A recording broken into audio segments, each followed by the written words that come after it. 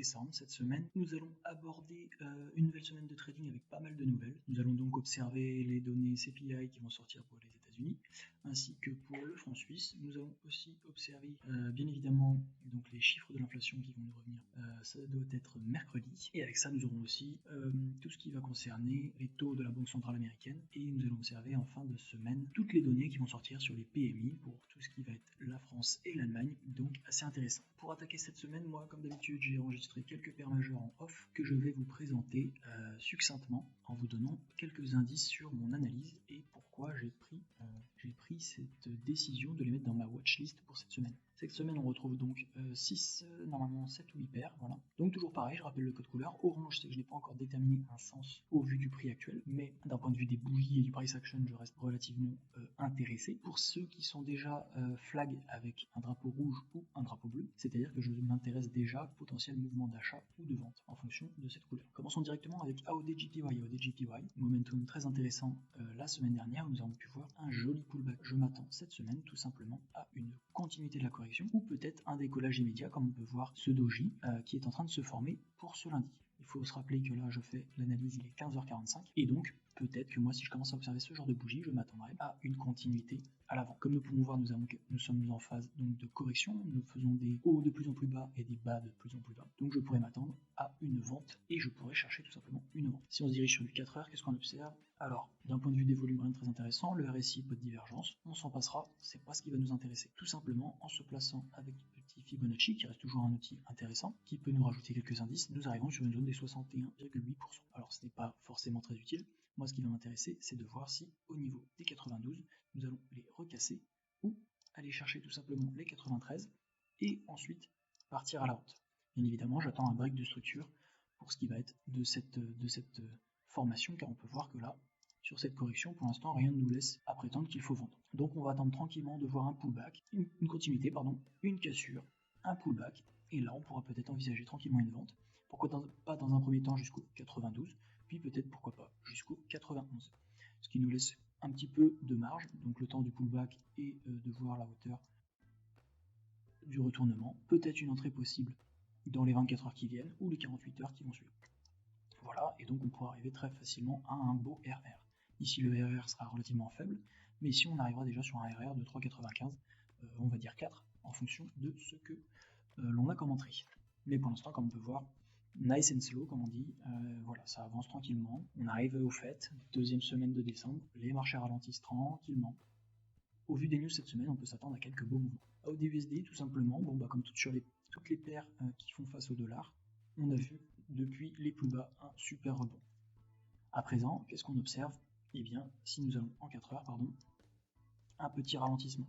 Qu'est-ce que j'entends par petit ralentissement? C'est que ici, nous avons continué à faire des hauts de plus en plus hauts, des points bas de plus en plus hauts, et ici, nous avons observé un rejet des 0,68 ici. Magnifique. Et par contre, on n'a pas réussi pour l'instant à aller recasser ce niveau-là. Donc à quoi s'attendre? Voir si ici nous trouvons un point d'entrée pour un achat, et ici peut-être tout simplement aller chercher un point haut, pourquoi pas les 0,69, et alors on reste dans une tendance acheteuse. Néanmoins, si on vient chercher un plus bas, ici il faudra se méfier, est-ce qu'on sera sur un fake out, ou est-ce qu'on sera effectivement sur un retournement qui pourrait nous amener à quelque chose comme ça? Alors toujours pareil, je n'ai pas de boule de voyance, je ne vois pas l'avenir, on peut envisager les deux scénarios, en se mettant par exemple quelque part par là, et aller chercher ici un petit trade, voilà, 1 pour 3, et à l'inverse, exactement pareil, si on a un rebalance et des indices qui nous laissent à penser que ça va partir dans l'autre sens, voilà, quelque chose comme ceci qui pourrait être fait. Donc pareil, là, à quoi je m'attends? Eh ben, on verra ça dans les prochains jours, pourquoi pas du mouvement d'ici mercredi, forcément avec les news qui vont tomber. Bien évidemment, soit vous êtes rentré à un bon point avant les news et vous avez peut-être diminué votre risque ou pris une partie de vos profits, c'était déjà parti dans votre sens, mais peut-être qu'on observera plus de volatilité car il y aura moins de liquidité, donc peut-être des mouvements d'une amplitude un peu plus brutale avant de prendre finalement une direction. Passons maintenant à CHFJPY. CHFJPY, pareil, on est sur un rebond. Alors, pour l'instant, je me base sur ce point pour me dire que nous sommes toujours baissiers. Néanmoins, je commence à avoir des doutes, je peux potentiellement me tromper car nous avons cette zone-là. Pour moi, tant qu'on ne vient pas recasser ce point-là, bon, on n'est pas acheteur. Donc, je m'attends peut-être à une continuité, pourquoi pas jusqu'au 148, peut-être jusqu'au 149, pour effectuer une vente. Vous me direz, oui, bon, ok, d'accord. Alors à court terme, effectivement, on peut tenter d'aller chercher un achat. Si vous voulez aller par là, on peut tenter d'aller chercher quelque chose comme ça, les 146, puis viser les 147, voire les 148. C'est pas trop le scénario qui m'intéresse sur CHFJPY, car comme on peut voir, on a entamé une belle réaction baissière ces dernières semaines. Mais là, bon, forcément, un rebond technique avant Noël, bon, pour moi, ça me paraît crédible. Et pour le moment, bon, voilà, on s'attend peut-être à une continuité du mouvement haussier. Peut-être qu'il y aura un vrai gros mouvement et une vraie reprise de la baisse, peut-être qu'après Noël. Mais bon, pour le moment, on suit. L'entrée ne sera peut-être pas cette semaine. Il était déjà dans ma watchlist la semaine dernière. Pour l'instant, j'attends tranquillement. Voilà, la semaine dernière, moi, je m'étais dit peut-être qu'on va se retourner là. Et comme vous pouvez observer, on a eu un doji vendredi. Voilà, donc bougie d'hésitation, mais on voit que ça continue tranquillement. Donc, qu'est-ce qu'on fait? On attend, on observe. Continuons rapidement. GBPOD, mon petit favori. Scénario que j'avais envisagé avec vous ces dernières semaines, c'était tout simplement, effectivement, d'observer un pullback et potentiellement un rachat, comme ici. Moi, je suis rentré sur cette zone-là. Ça a été un super trade en 1 pour 4. Voilà, tout simplement. Bah là, on pouvait aussi s'attendre à un pullback et aller chercher plus haut. Néanmoins, il faut descendre en time frame et bien observer ce que fait le price action. Alors, je descends rarement avec vous sur du 1 heure, car bon, là, j'estime que c'est un peu trop précis et que la semaine n'est pas encore assez entamée, mais regardez donc, si on aime tracer des trendlines, qu'est-ce qu'on voit? Une trendline de cassé. Donc ici on a cassé un ancien point haut de plus en plus bas. À quoi s'attendre? Eh bien, il faut s'attendre, on va changer de couleur tout simplement, on va passer en rose-rouge, il faut s'attendre à une correction de plus ou moins grande amplitude pour aller chercher peut-être à nouveau les 182.600, voire les 183. Là ici, on va, à mon avis, on va pouvoir observer un très beau trade, potentiellement à l'achat, pour aller chercher les 183. Bien évidemment, si on n'a pas tous les indices, on ne s'amuse pas à rentrer n'importe comment dans le trade si on n'a pas au moins 3-4 indices en notre faveur qui valident notre scénario. Voilà ce qu'il en est pour GBPROD, mon petit favori. Peut-être que le trade est déjà parti, mais pour moi, il faut toujours s'attendre à un pullback. Voilà, c'est la logique des marchés, c'est le cycle des marchés. La théorie de Dow, des points hauts de plus en plus hauts, des points bas de plus en plus bas, et inversement selon la tendance. GBP-JPY, je l'ai mis dans la liste. Néanmoins, comme vous voyez, je l'ai mis dans un flag orange. Pourquoi? Parce que si on va en daily, la chose qu'on commence à observer, c'est que pour l'instant, finalement, le prix est range. Alors pour ceux qui aiment trader les ranges, ça peut être intéressant pour vous. C'est-à-dire que regardez, on n'arrête pas de rebondir entre les 169 et environ les 164. On l'a déjà fait une fois, deux fois, trois fois, donc là à quoi s'attendre? Peut-être une bataille ici, à voir si on va aller chercher plus haut, et peut-être tout simplement un rejet pour rechercher plus haut, ou bien tout simplement un retour dans ce range et finir l'année dans un range. Voilà, je suis rendu déjà en 2023, mais on peut s'attendre tout simplement à la continuité de ce range tranquillement. Néanmoins, cette semaine, on a quelques données GBP. Peut-être que ça va nous amener, comme je disais, volatilité et carrément liquidité, avec un fake out potentiel. Mais bon, ça, on observera ça plus tard dans la semaine. Donc GBP JPY, un range, pourquoi pas pour ceux qui aiment. Moi personnellement, c'est pas ce que j'affectionne, c'est pas là où on voit forcément le meilleur price action et lisibilité claire du graphique. GBP USD. GBP USD, on se retrouve un peu dans le même scénario qu'AUD USD, à une chose près. À une chose près, c'est que nous allons chercher pour l'instant les 1.23.